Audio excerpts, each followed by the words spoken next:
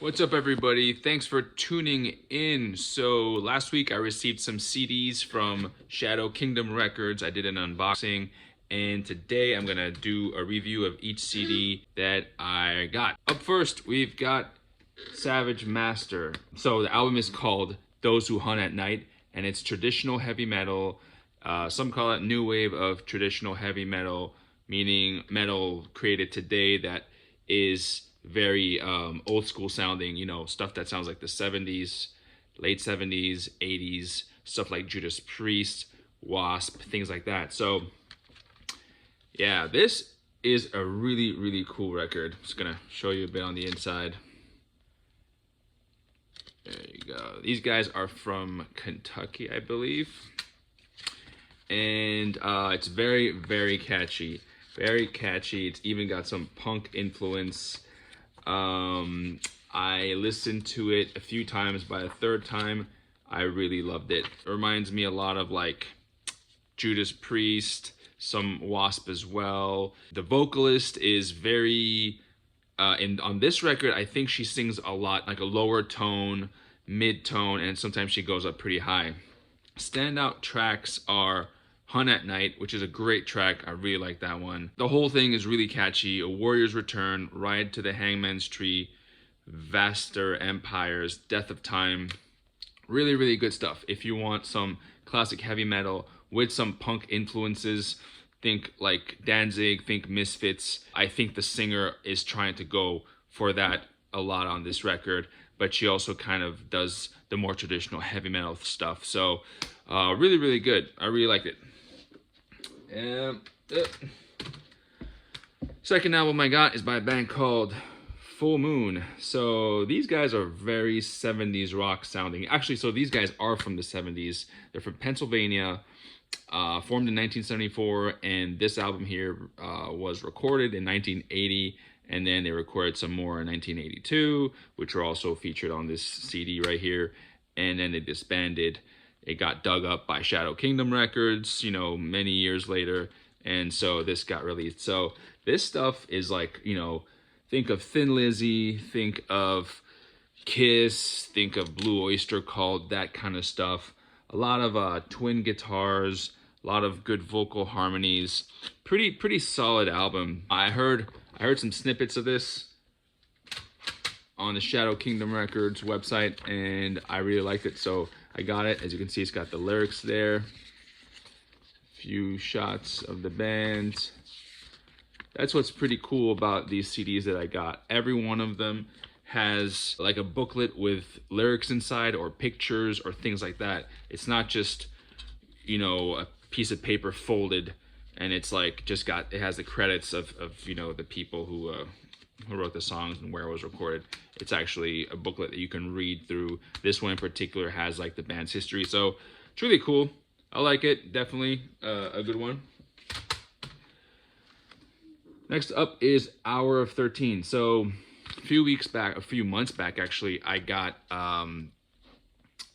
bought a used CD of these guys from a nearby record store that I like to go to, and it was very, very doomy, very Tony Iommi-esque. It reminded me a lot of Black Sabbath. It was like complete Black Sabbath worship, and it was fantastic. I really liked it. So when I saw that these guys were on Shadow Kingdom Records, I jumped on it and I got this. So this album, by comparison, which is called Black Magic Rites, is it's very diverse. So yes, it's got the doom, but also it's got some black metal elements, and also I would say even prog. So the title track, Black Magic Rites, it's very interesting, very inventive, very proggy, I would say. Maybe even stoner metally a little bit, but yeah, very diverse, creative, great production, but not overproduced. And actually, it reminded me a lot of Satyricon, that style of I guess the Satyricon albums, the more recent ones that are, it's hard to describe, but like simple yet also just very to the point. And I don't know, it was a bit of prog in there as well. So definitely, you know, check this band out if you like doom or if you're interested in that stuff. If you want something that is more very traditional doom, then maybe check out their older stuff like The Ritualist. So, but still a good one. And this is all from one guy. So the previous records were two guys, if I'm correct, if I understand. But this one is the first time that it's just one guy. So he does all the instruments, does all the singing. It's very impressive. Up next, we got Chastain. I think that's how you pronounce it, Chastain. So this album's called Voice of the Cult, and it's from 1988. And this is 80s metal, 80s heavy metal, but it's also got some thrashy elements. Also, it reminds me a bit of it's got a bit of, I would say, epic doom metal. The standout for me for this album is the vocalist. It's a female vocalist, and she's a very powerful singer. She does a great job. Guitars are good as well. It's very good 80s, I would say 80s heavy metal. Fun fact: the old drummer of this band, not the drummer on this record, but the drummer that used to play with Chastain, went on to join Cinderella, and also at one point he was the replacement drummer for Guns N' Roses. He replaced Steven Adler. Let me show you the insides. That's the band right there. It's a pretty cool cover, I think, actually. It's like some castle futuristic sci-fi, you know, thing there. Yeah, like I said, it reminds me of epic doom, especially with the vocalist. Some songs have very thrashy parts to them. And also one of the songs, I think, let's see, which song was it? One of the songs, Chains of Love, that one has a total black metal intro. It's black metal, like slow black metal, maybe like Mayhem, things like that. I was very surprised when I heard that. Check it out. The song is Chains of Love, the intro, and then once it gets past the intro, it gets into a pretty groovy metal song. So yeah, Chastain. And lastly, but not least, we've got Strife.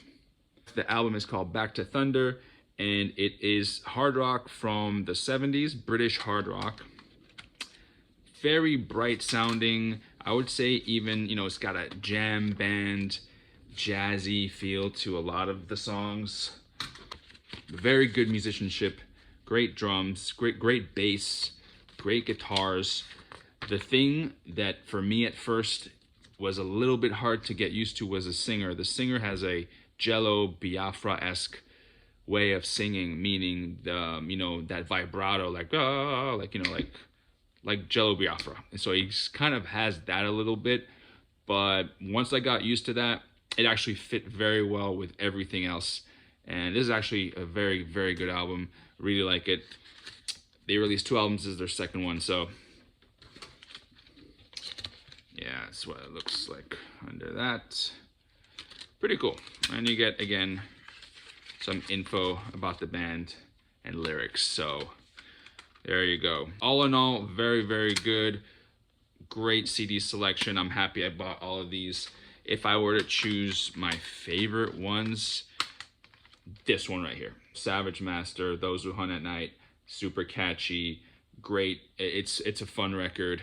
I really liked it. And if I have to choose a follow-up to that, I would say Strife. These guys definitely, at first listen, it was like, oh, okay, yeah, it's good, yep. But then on second listen, I was like, nah, I like this a lot. So those two, Savage Master and Strife, and Strife, and all the other ones, they're great as well. I'm happy to have all of them in my collection. Oh, and also guys, if you like this video, please give me a thumbs up, and also subscribe to the channel so you can get more videos like this as soon as they come out. Leave me a comment as well. Let me know what you thought, what you think of the albums, or if you know of any other albums you think I might like, let me know. Let me know in the comments. I want to hear from you guys. Thank you so much. I will see you next time with another video. Peace.